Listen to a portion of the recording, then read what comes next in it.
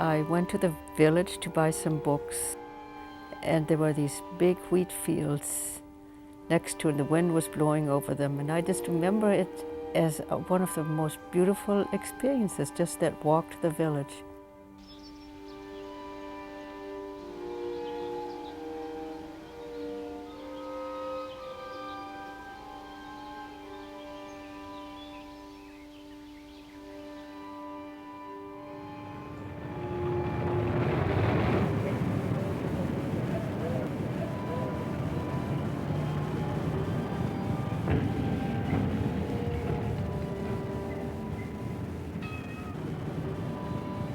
And I went and bought 3 books.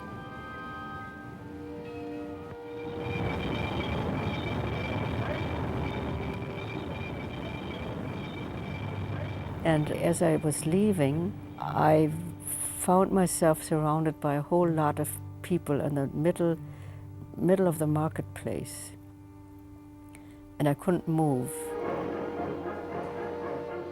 There was a radio on that everybody was listening to Hitler.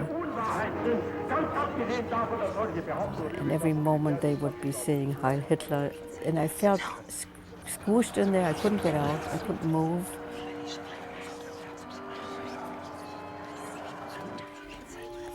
I even remember the odor of sweat around me.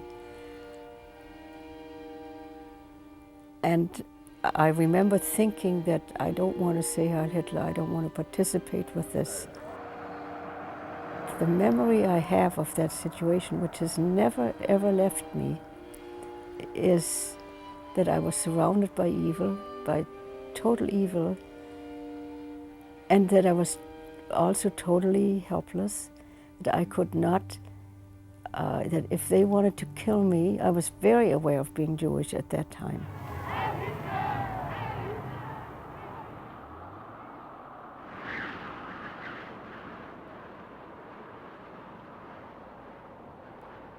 There was a document that told my father that he was no longer allowed to run the school because a person of Jewish descent was not fit to work with Aryan children.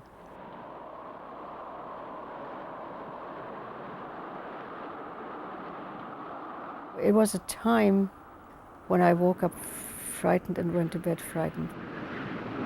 I could see my parents' power dwindling. When these powerful people were being thrown out of their world, it was more than a school, it was a world, the world that they had created, which was peaceful. And from one day to the next, that world disappeared.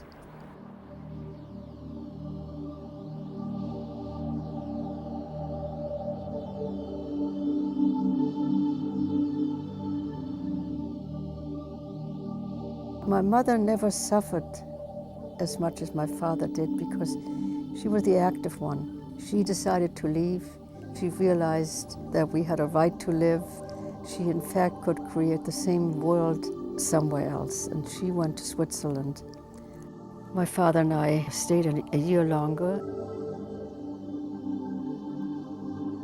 He couldn't quite believe that the Germans would really turn against him, since he had been a soldier in the First World War, and in a way a patriotic German.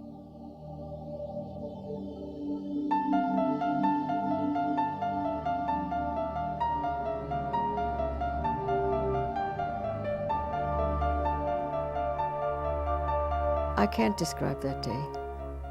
I can only describe that departure. Everything else has disappeared.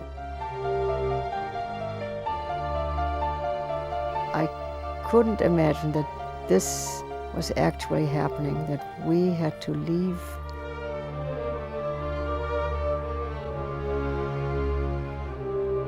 A kind of numbness descended on me.